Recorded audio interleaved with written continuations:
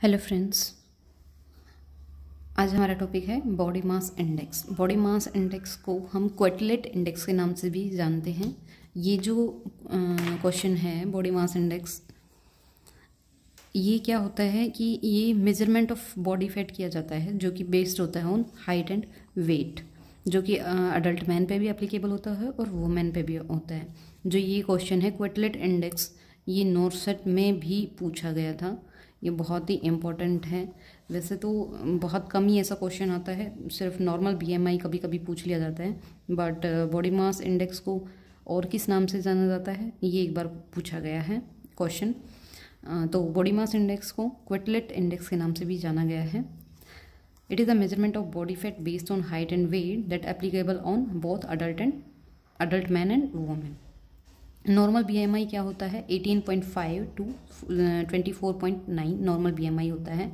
अब बीएमआई की क्लासिफिकेशन जो कि हमारी मेनली न्यूट्रिशनल और डाइटरी फैक्टर्स में काम आती हैं, वो क्लासिफिकेशन है।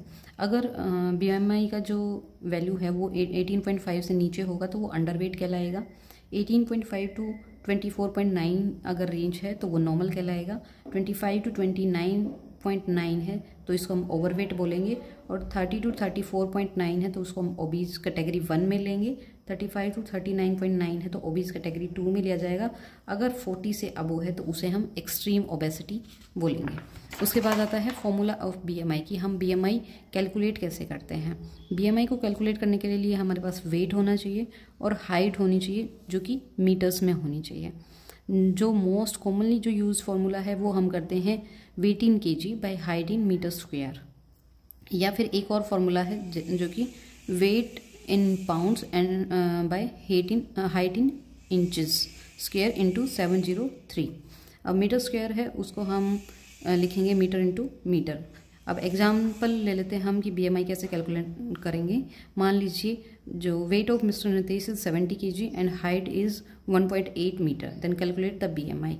मिस्टर नितेश उनका वेट 70 kg है और हाइट उनकी 1.8 मीटर है, तो बीएमआई क्या होगा?